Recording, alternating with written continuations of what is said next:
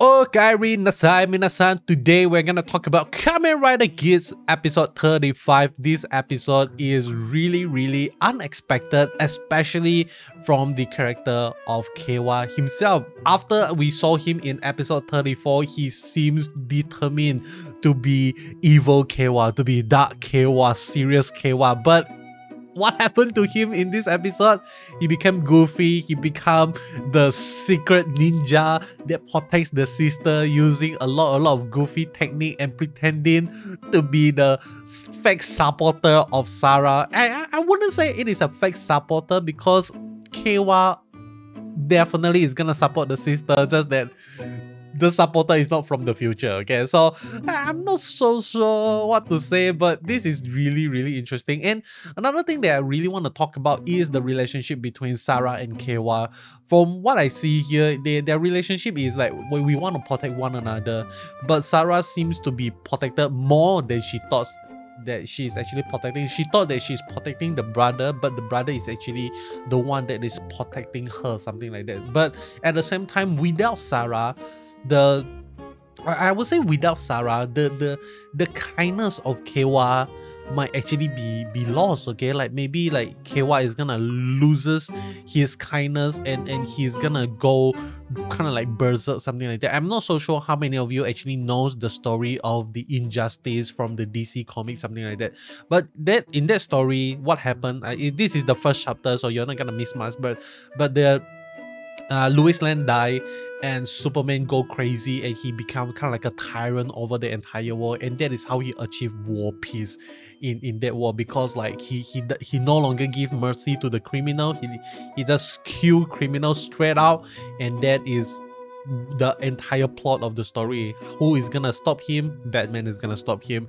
But I'm not talking about Injustice here. I'm talking about Kamen Rider Geats, and especially talking about Sara and Keiwa. So I really felt like this might actually hint at us that in the future, maybe further down the line, before we enter the final arc of the story, we might actually get to see the death of Sara. But I secretly hope that doesn't actually happen. Okay, I really hope that doesn't happen. But there is also a possibility that that could actually happen, because they are right now in the Desire Royal itself. Just think about it. In order for them to have one of the Deizashin or something like that, they would need all the rest of the rider to be defeated, and that includes the sister of Keiwa, Sara.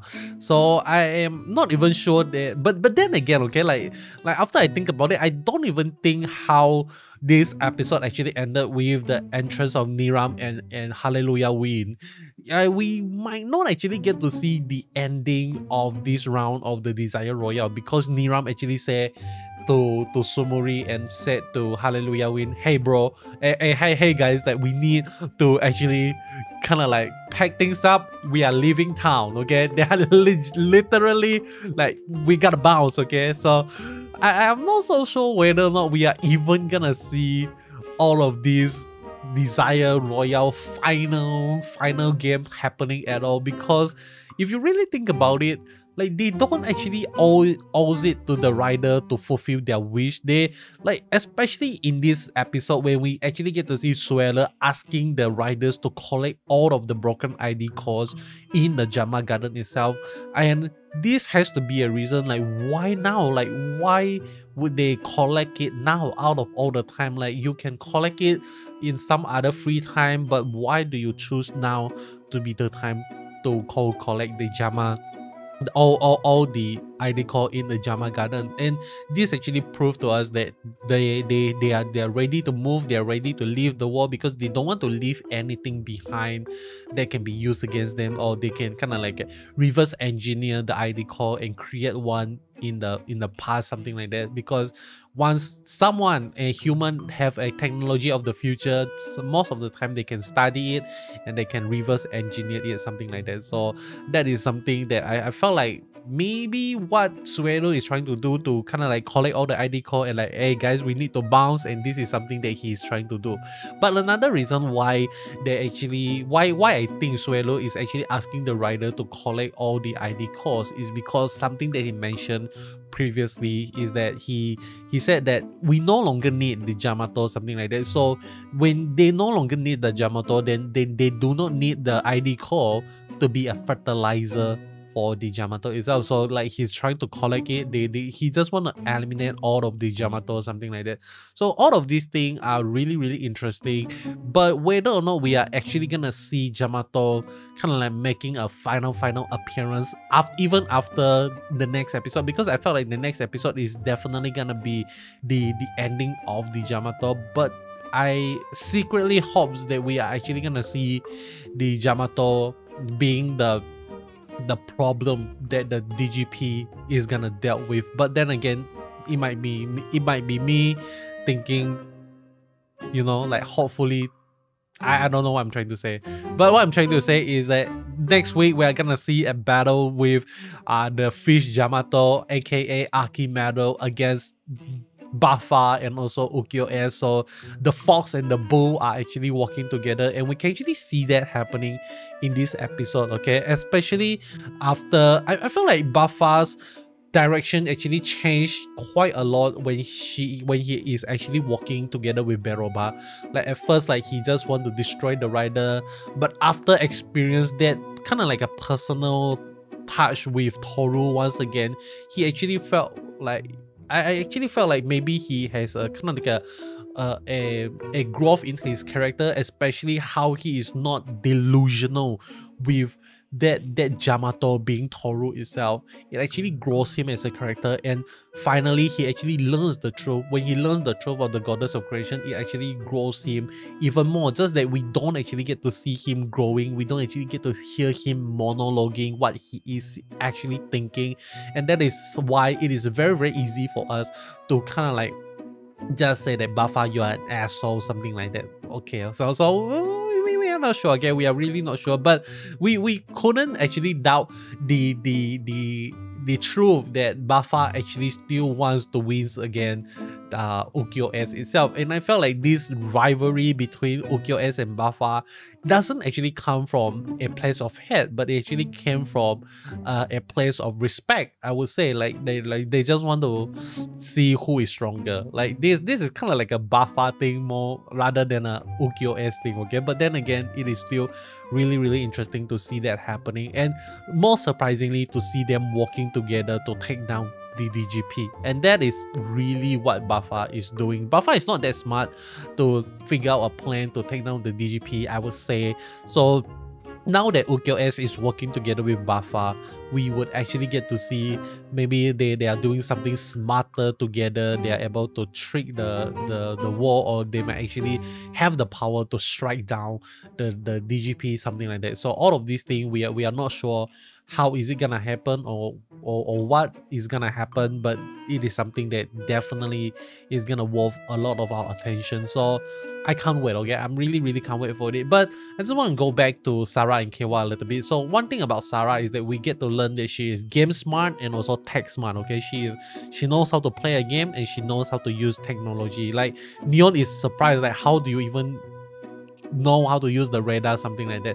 So this is something that actually really surprised me in a sense, and it also helped me to think maybe the rice bucket of fantasy that a lot of us are actually thinking about might actually be the rice bucket that is for Sara herself, because Sara is the only rider right now that doesn't actually have her own dedicated rice bucket yet. So maybe it is also that fantasy rice bucket actually belongs to Sara rather than Kewa itself. Then would that mean Kewa would not actually have any power up suit at all? Like, is this it? Is Ninja the final form of Keiwa, I honestly do not know, man. Like, I really do not know. But like, the reason why I say Sara might actually use fantasy, because I actually talk about how she is an idealist in the beginning of the video, and how Keiwa is the realist. Did I mention that? If I don't, I'm so sorry.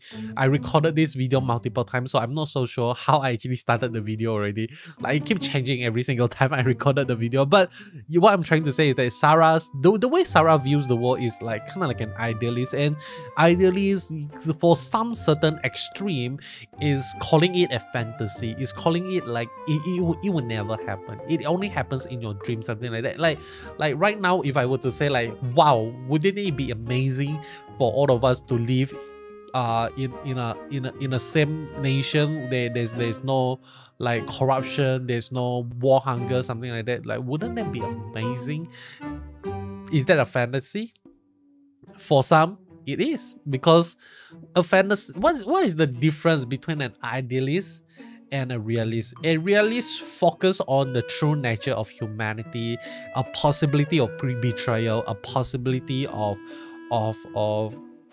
human greed, human sins corrupt, but the idealists believe in the purity and the innocence and the hope of humanity, something like that. So this is these two different extreme, and we need to find a balance when we live in this world. When am I teaching you about life? You should know how to live your own life. But let me move on to the next thing. This thing I just want to quickly say about this really weird scene in this episode. Once again, we actually get to see another really shitty scene, and the henshin scene of Buffa and Snatch Sparrow is why is it so shitty? I already explained this in the previous episode. They are using a lower quality camera, something like that, but why though? Like, why use such a low quality camera in such an important scene, man? It's like, I mean, like, even if you use kind of like a DSLR, like that camera that I'm using right now, a Canon 5D Mark IV, you can actually get a better shot than that. And all you need is a gimbal, and you just shoot it maybe a little bit wider, and you just repeat the motion twice. Okay, repeat them 2 takes.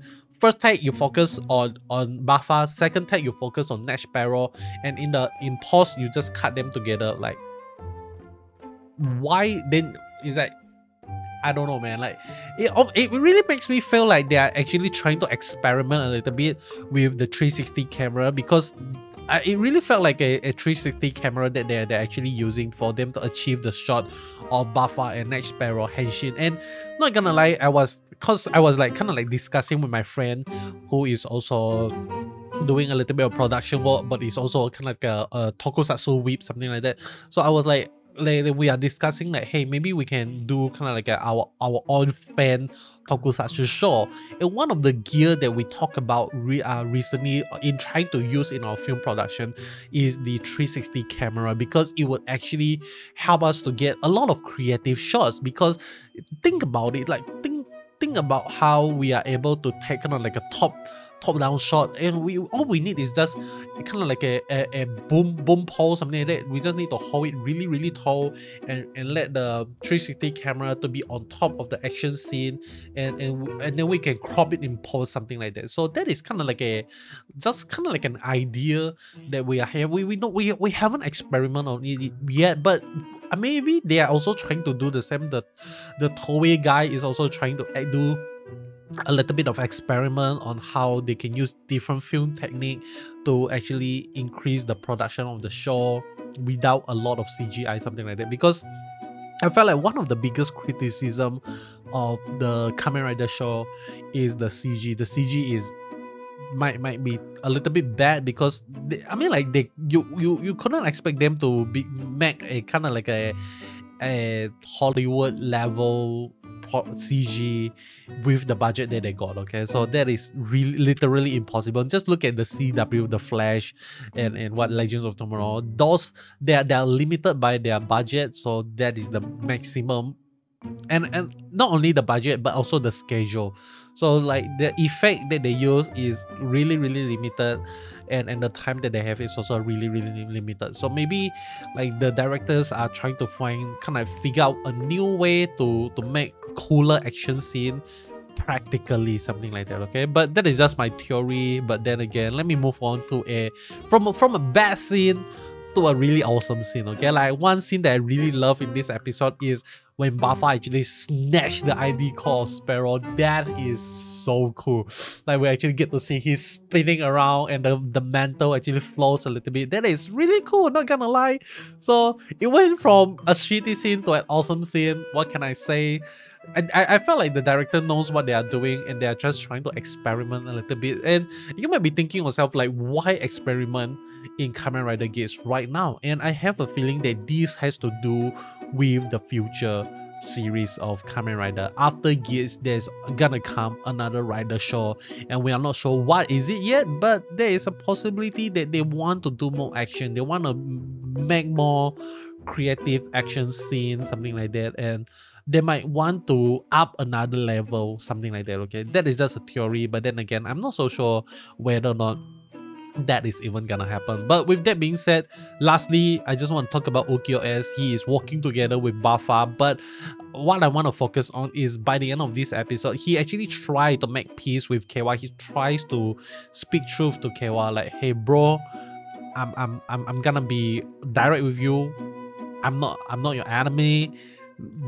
Our enemy is the DGP. My mom is not the enemy. So are we chill? Are we good? Because I really felt like S is like, bro, Kewa, I need you on my side, bro. Like, why are you doing this to me? Because I really felt like S really secretly hopes that Nago and also Tycoon is gonna join him on the venture to take down the DGP. But both of us know that Nago wants the world to forget about her so that she can go to the future with Kyun, and Kewa wants to resurrect all the dead riders, something like that. So this is the desire of Kewa, and that is why he is not willing to let go of the DGP right now. But then again, one thing we need to understand is that the DGP is ready to leave, so the wish of Kewa might never ever come true. Okay, so this is the moment of truth. What is gonna happen, we are not sure, but I'm really excited for it. Lastly, I just want to quickly mention about something that I realized is Sueda doesn't actually have a material body when he is actually outside of the Goddess of Creation room. At first I thought that it is just like wow, I just want to make a epic statement, like showing up without a body. I just want to look cool, something like that. But once again in this episode, we clearly see that Sueda actually appears in front of Sumori without a body itself. So there is two possibilities. Firstly, Suela doesn't have a physical body, or Suela has a physical body. That is the first theory, but he is able to communicate telepathically towards other people, directly into their mind, by showing himself into other people's mind. But when he shows himself into other people's mind, he is bodiless, something like that. You know, does that make sense? Because when we saw Suelo talking to Sumori, the entire scene become darkened, something like that. And I felt like the reason why they do that is to kind of like to hide the imperfectness of the CG as well. But that is kind of like what I'm going with right now. Like, he actually have a body, just that he choose not to appear physically, something like that. But with that being said, that is all from me. Hope you enjoy what you see here in Kamen Rider Geats episode 35. It is a really wonderful episode. I honestly love it, except for that weird scene of like the shitty camera quality, something like that. But that is all from me. Hope you enjoy. If you made it this far into the video, means that you are a winner. Okay, you are amazing, and thank you for supporting me. And the word for today, I mean, like, if this is the first time you made it this far to the end of the video, usually we are gonna give you a word for you to comment in the comment section below to let me know you finish it. And the word today is Tanuki. Okay, like I was jammed there for a bit, but I thought of Tanuki, so let's go with Tanuki. And I don't know, man, like the raccoons are taking over the world these past few days. Have you guys watched Guardian of the Galaxy Volume 3? It is amazing. That is all. Goodbye.